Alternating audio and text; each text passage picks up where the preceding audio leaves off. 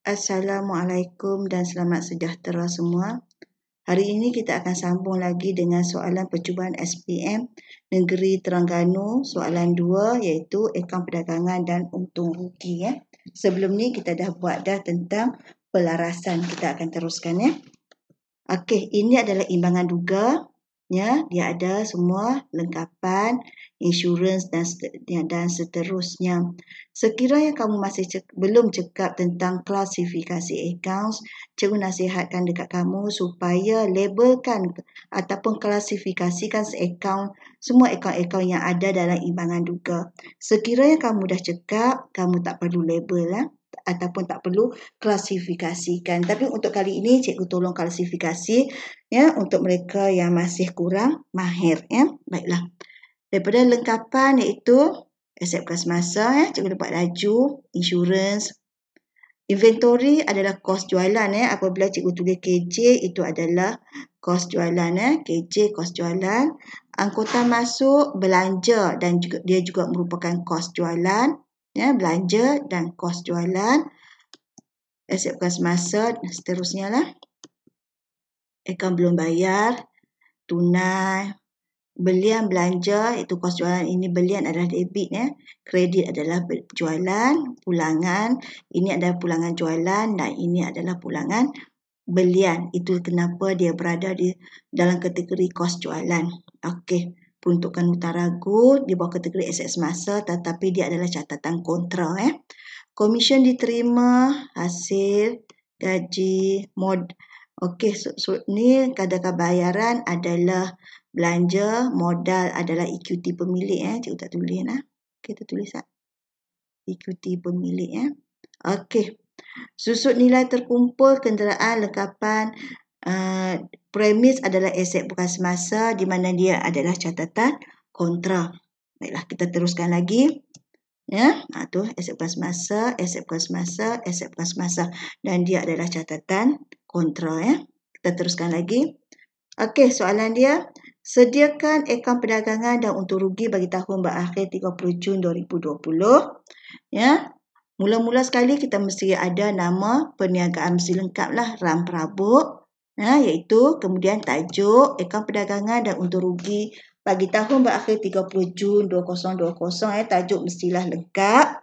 Seterusnya kamu kena buat kolom 3 kolom. Apa-apa pun dah seperti mana yang cikgu jelaskan dekat kamu sebelum ini, buat 3 kolom dan apabila dia kata akaun perdagangan, item yang akan berada di atas, kamu ingatlah JPJ, jualan tolak pulangan jualan dapat jualan bersih. Okey. JPJ, jualan. Di mana jualan kita? Di sini jualan. 98,398,300. Apabila kamu dah masukkan item-item itu, maka kamu kena cancel ataupun kamu potong supaya maklumat ini telah diambil kira. Okey. Seterusnya, tolak pulangan jualan. Tolak pulangan jualan. Pulangan jualan. Berapa pulangan jualan? Kita tengok sat pulangan jualan. Iaitu 420. Yang inilah cancel. Kemudian kamu akan dapat jualan bersih. Jualan tolak pulangan jualan, kamu akan dapat jualan bersih. Okey, seterusnya barulah kamu tolak kos jualan. Tolak kos jualan yang terdiri daripada inventory awal. Mana inventory awal? Ini inventory awal. Inventory awal. Apabila inventory, semua perkataan inventory, angka dia mestilah berada di tengah. Inventory awal mesti ada di tengah. Mesti ada di tengah. Inventory awal ke inventory akhir ke, dia akan berada di tengah. Okey, seterusnya kita buat apa? Dia ada tambah belian. Tambah belian. Kamu ingat tak lagi dalam maklumat tambahan hari tu, belian ada pelarasan. Apa dia pelarasan belian tu? Derma barang niaga 200 belum direkod dalam mana-mana buku. Ni. Barang niaga, cikgu dah terang dah kat kamu, barang niaga ini adalah belian. Maka angka bila ada maklumat tambahan, maka angka dalam imbangan duga kita iaitu 42,600, kamu kena tulis dalam ni. Okey, kamu kena tulis dalam jalan kira kat sini. Mesti tulis dalam bentuk kurungan 42,600 sebab dia ada maklumat tambahan di sini ya. Mesti tulis. Okey. Kita nak kena buat apa? Nak tolak ke tambah? Kita tengok nah. Okey, nak tolak 280 nak tolak ke nak tambah? Kita kena tolak sebab barang bila kita ambil barang niaga, maka belian kita akan berkurangan. Maka kamu tolaklah sini nah. Kamu tolak, kamu akan dapat 42,320. Okey, dapat nah. Seterusnya kita ada apa lah? Okey, tolak pulangan jualan. Sorry minta maaf ya, tolak pulangan belian nah. Okey, iaitu 1120 pulangan belian. Kita dah. Kemudian kita akan dapat belian bersih. Ya, berapa kira nah? Okey. Boleh. Seterusnya kita ada kos-kos belian. Kos-kos belian kat sini adalah angkutan masuk. Angkutan masuk 440. Cik cancel 440. Okey. Seterusnya bila dah habis, kita tambah dua-dua ini. Belian tambah angkutan masuk. Kamu akan dapat kos belian. Berapa kos belian dia? 41,640. Okey, kita kena buat apa lagi lepas ni? Jadi, inventory awal kita kena tambah dengan kos belian. Ya. Kita akan dapat apa? 52,190. Dan ini dikenali sebagai kos barang untuk dijual. Ya. Okey, boleh nah? Seterusnya, kita sambung lagi. Iaitu, apa dia? Tolak inventory akhir. Okey, bila cikgu kata inventory tadi, ingat tak lagi semua maklumat tentang inventory mestilah berada di tengah. Berapa inventory akhir kita? Ingat tak lagi? Iaitu inventory pada 30 Jun pada harga pasaran. Kita ambil pada harga yang terendah. Itu 11,630. Ambil nilai terendah. Kamu tolak kos barang untuk dijual, tolak inventory akhir, kamu akan dapat kos jualan. 40,560. Okey. Seterusnya, jualan bersih. Kita kena buat apa? Jualan bersih. Tolak kos jualan. Kita tolak kos jualan. Kamu akan dapat untung kasar. Iaitu sebanyak 57,320. Boleh nah? Okey. Untung kasar. Baiklah. Kita teruskan kepada seterusnya sambung Okey. Untung kasar tadi kita dah dapat dah 57,320. Kemudian kita tambah dengan hasil. Apa dia hasil kita? Maklumat tambahan kita. Kita lihat apa maklumat tambahan? Tentang hutang ragu Kita dah kira dah hari itu. Iaitu 251. Ini adalah nilai yang kita kira. Kemudian kita ada 360. 360 ni dalam maklumat tambahan maklumat tambahan dalam imbangan duga. Jadi kamu kena buat apa? Kamu kena tolak. Bila kamu tolak, kamu akan dapat negatif. Maka dia adalah hasil. Tapi kat sini kamu janganlah tulis negatif. Kamu tulis angka 109. Jangan tulis negatif 109. Salah. Okey. Seterusnya apa lagi? Kita punya hasil, okey, kita ada komisen diterima di sini. Komisen diterima iaitu sebanyak 4,800. Kemudian dua-dua ini kamu tambah, kamu akan dapat 4,909. Seterusnya buat apa lagi? Kamu kena tambah ini dengan ini, kamu kena tambah tambah, kamu akan dapat. Inilah jumlah hasil 62,220. Boleh. Seterusnya, barulah kamu kena buat apa? Tolak belanja.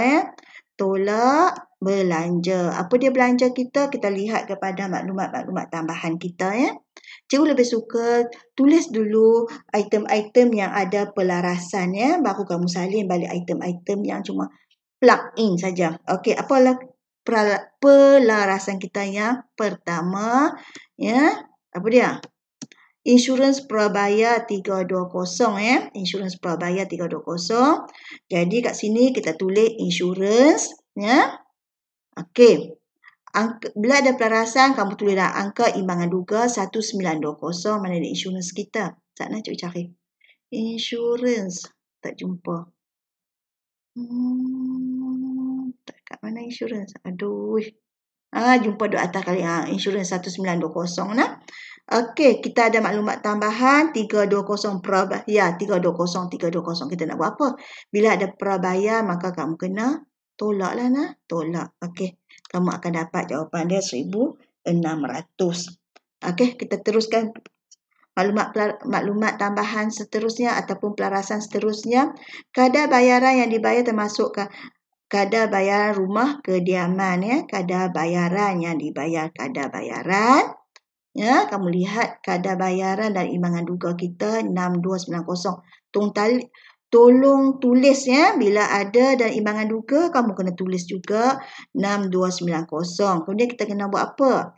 Yang dibayar termasuk 660 kita kena buat apa? Kita kena tolaklah sebab dia termasuk peribadi nah. Okey, kamu dapat 5630. Baiklah. Seterusnya, apa lagi maklumat tambahan ataupun pelarasan kita? Kita lihat pula derma barang niaga 280. Iaitu yang tadi ni ya. Iaitu tentang sekali dengan derma barang niaga ya. Maklumat tambahan kita yang derma, maka kita wujudkanlah derma kat dalam imbangan duga tak ada derma. Maka kamu tulis kat sini derma terus masuk 280. Boleh kan? Baiklah, seterusnya lagi apa lagi maklumat tambahan kita? Seorang pelanggan telah diistirahatkan muflis dan hutangnya 350 dianggap lapuk. Ni hutang lapuk yang tadi kita dah cerita dah kan. Okey, hutang lapuk berapa? 350. Okey, boleh nah. Kita teruskan lagi dengan maklumat tambahan pelarasan kita iaitu tentang apa dia? Tentang susut nilai kenderaan. Cikgu dah tunjuk dah dalam video sebelum ni macam mana kita nak cari susut nilai kenderaan, iaitu aset pada kos tolak susut nilai terkumpul darab dengan kadar, sebab dia kaedah bagi berkurangan. Kamu akan dapat 5220 ya. Lepas susut nilai kenderaan kita akan ada susut nilai premis, juga kaedah bagi berkurangan, iaitu aset pada kos tolak susut nilai terkumpul darab dengan 10% dan kamu akan dapat satu nilai 12,510. Okey. Kita teruskan lagi dengan maklumat seterusnya iaitu tentang apa? Iaitu susut nilai lengkapan. Susut nilai lengkapan ya. Atas kos terus darab dengan 20% ya. Susut nilai lengkapan. Atas kos 26,700 kali 20%, kamu akan terus dapat jawapan dia 5340. Dan cikgu rasa maklumat tambahan kita dah habis. Cuma ada satu lagi belanja yang tidak ada pelarasan, iaitu apa dia? Belanja inilah gaji. Maka kamu tulislah gaji berapa, plug in saja, tulis 16,900. Selepas tu kamu jumlah semua belanja ya.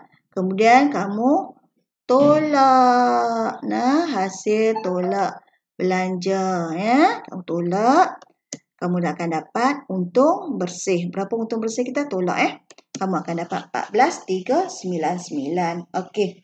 Cikgu rasa setakat ini dulu untuk akaun perdagangan dan untung rugi. Dan untuk video seterusnya kita akan lihat bagaimana kita nak sediakan penyata kedudukan kewangan pula ya.